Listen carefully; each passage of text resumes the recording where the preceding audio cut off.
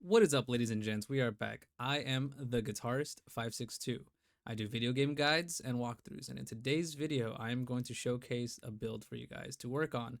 I was waiting till Tuesday to confirm whether Sanctum of Desire or Sarodamo is going to give out more blue drops, but I know that a lot of you guys are restless and want your blue builds now. Now, you're going to know that this is more for a free-to-play build, okay? This is free to play for people that don't have all the time in the world, don't have all the money, and they just don't want to swipe.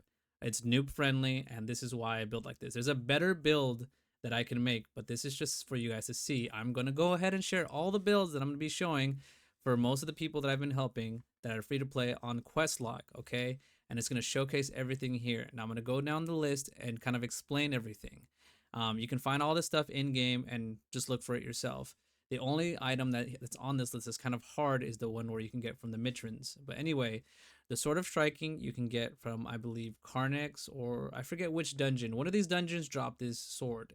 So you can have other swords too, but this is probably one of the better ones because of the fact that it gives you like a raw stat. So let's go ahead and look at the options for swords. We have a bunch that are here. For example, we have Strength 6. That's the one that I picked.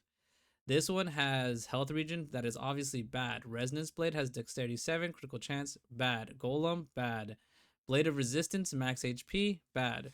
So this is the only viable option for a sword. If you're other class and you're strictly PvP, look for one that has hit. Okay, any weapon that has hit, get that one. And you're going to have to find a way to meet your stats otherwise. Anyway, the sword that you're going to get, I would prefer you to get the other sword that has a strength stat, but as Greatsword Dagger, dexterity is not too bad either. So let's go ahead and look at the great swords here. So for the Greatsword, I picked the Relentless Cleaver. I would prefer that one because it has critical hit chance and strength.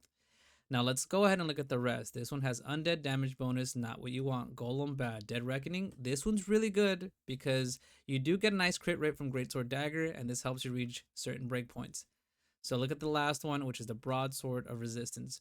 So you don't really have many options. You either have the Strength one, which is the Dead Reckoning Greatsword, which you get from a dungeon.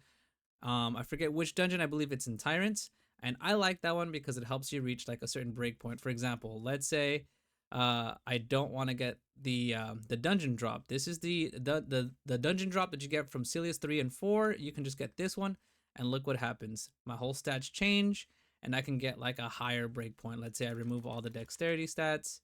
This is what I have to work with. Okay, so there's not much that you can do there. So it's better is instead of, let's see, you go down there, and now we have about 10 points to work with. We can still get 40 strength, 30 dex, and 30 perception. Whereas with the other one, it's going to cost you a little bit more to get the points that you get. That's why I like this sword a lot more, because it helps you get the strength breakpoint. Anyway, let's move forward. Let's go ahead and put it back to the way it was, because realistically speaking, you're going to have a better time farming your traits getting this one, because traits, as you know, are kind of hard to come by. Anyway, let's go ahead and put this back to 40. I have 1 point left over, so let's just go ahead and just throw it into Dex.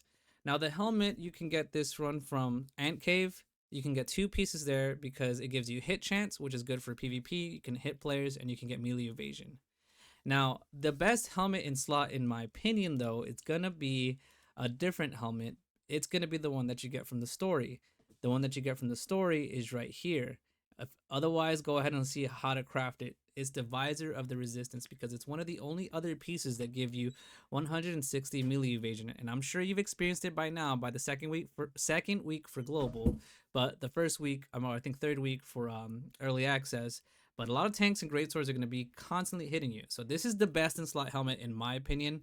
And from my time of playing in Korea, there's other ones though that you can get by farming open world, because this one's difficult to get after a while, because you have to farm open world, I believe, if you don't get it from the story drop, or let's say you've already lost the helmet, etc. You're gonna want to do purple drops and stuff like that. There's an actual purple meta, and I'm gonna go ahead and update that there here too. But for most players, you're gonna be focusing on the blue build. Until then, go ahead and get this, because this gives you 5 dex, hit chance, and you can get some melee evasion as a substat and HP. Okay. Otherwise, you're gonna have a hard time. This piece right here, the Night Slayer's Mantle, is one of the most annoying pieces to get. You farm a bunch of contaminated Mitrins, but once you do, you get it once. Just go ahead and swipe or whatever you sold and get the rest of the traits, because most of my guild has already farmed it, and you can get it right there, and it just spends you could spend anywhere between 20 minutes to 3 hours, and some people just get completely unlucky. And this is exactly why I hate farming open world. Open world is the most annoying thing. The only place you really get more success is inside the abyssal dungeons, where you can use your abyss currency, and then once you run out, you don't have it. Unfortunately for the blue, there is no blue that's better than this, so just go ahead and skip. This is the only one that you have permission to go straight into purple, because you get HP and melee evasion. There are chess pieces that you can use, but realistically speaking, there's just not much you can really get from. Like, a lot of these are okay. This one I would have preferred is one of the best ones. You get this from the Cave of Destruction, but as you can see, it doesn't have any melee evasion, and your melee evasion is going to drop if you don't have that. And if you don't have more than 1500 melee evasion, you're going to have a hard time fighting a lot of these tanks. So you need to keep this up. You can get up to 1800 evasion if you use the other hat that I told you, but if not, this is fine.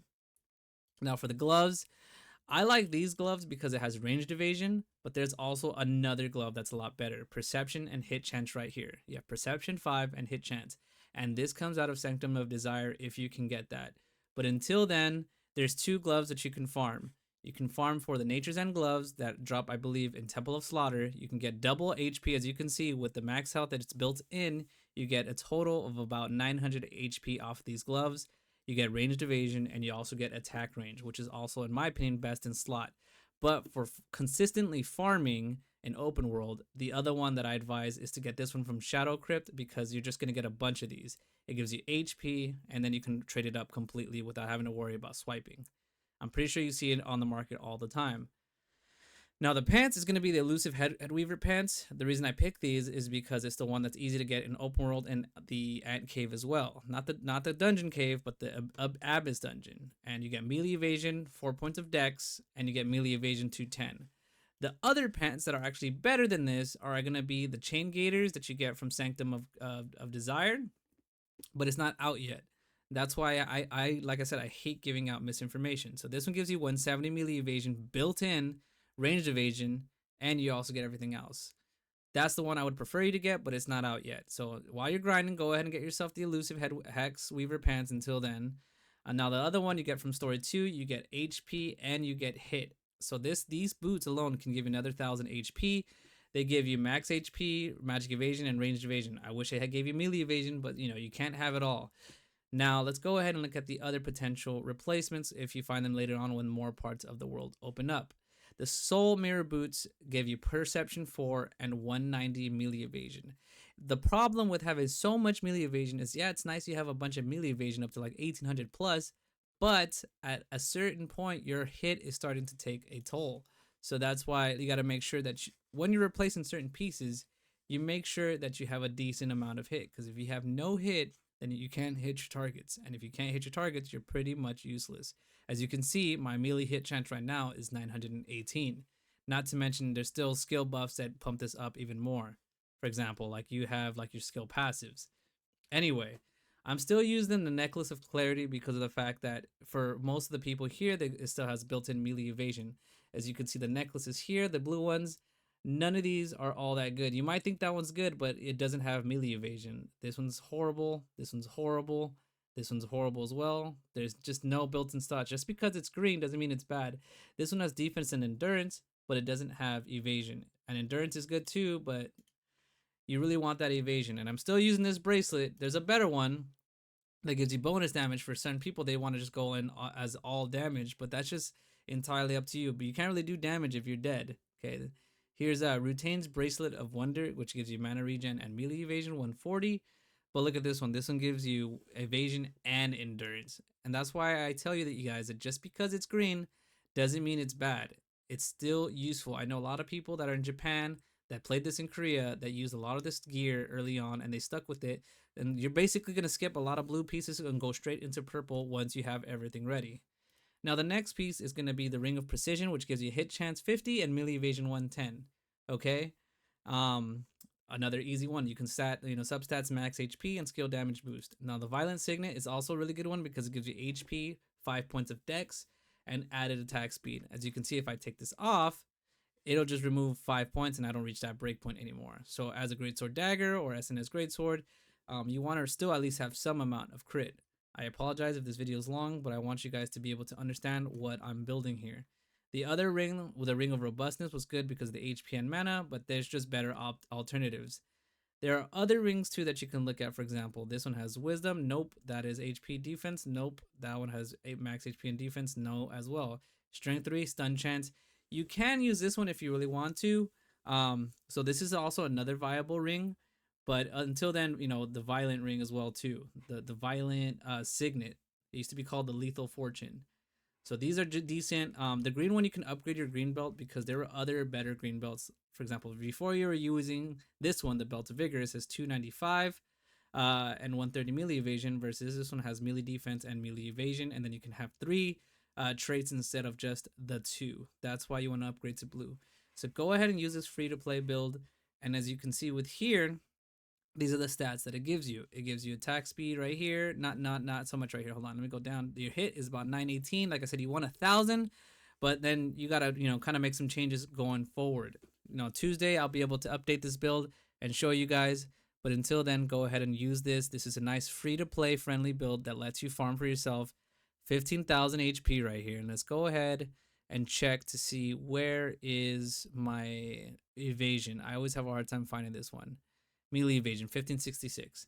Now the last thing I'm gonna end on this video right now is I'm gonna show you guys what it would have looked like with the other pieces that I would have enjoyed. So I'm gonna go ahead and put back the best in slot helmet and the best in slot boots and the best in slot blue gloves. But the problem with that again is that you're gonna have a hard time finding this stuff and it does not exist. That's why it's frustrating that Amazon did this. So as you can see, I dropped a couple of stuff, and look at my stuff. Look at my melee evasion. It went up to 1904. That is a much better build. Okay, my HP dropped, but I am able to reach a couple more breakpoints because of it. So honestly, hit is more important in this build. So I'm gonna go ahead and make sure I get 40 of that, 30 dex, and if I really wanted to, I can just do that. Look at that. Save that build. And this is a whole new setup if I wanted to get this actual perfected build. This, as you can see though, drops my hit from 900 plus to 800, but I still carry more melee evasion in the process. I have 1930 melee evasion in the process.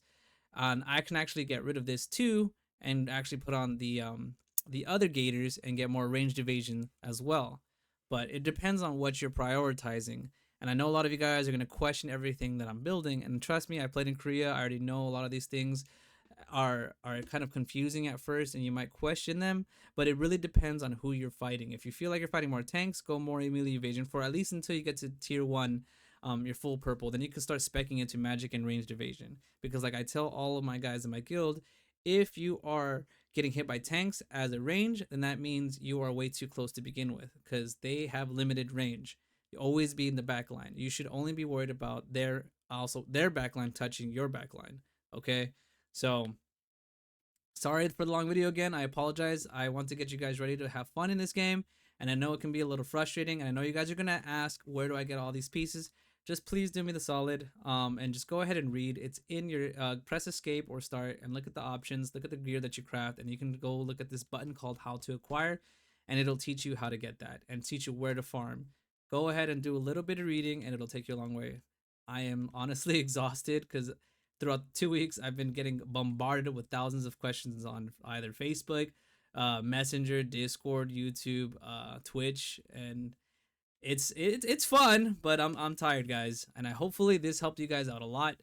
And I'm gonna post this link. I'm gonna copy this, and I'm gonna post it in my description box below, so you guys can see the updated build. Okay, this is gonna be. I'm going to call this SNSGS Maximum Evasion. Okay? So thank you guys for watching. Please hit that bell notification so you guys know that when my video goes live. And until then, go ahead and help me get that to that 10K subscribers. Honestly, I was doing this as a hobby, but this looks like it's going to be a lot of fun if I can actually get there. Who knows? And I'll try to stream again this Monday coming up to teach you guys some more stuff, to give you guys a chance to ask me questions. I am on Discord, so you can bug me there. So as always, guys, stay blessed.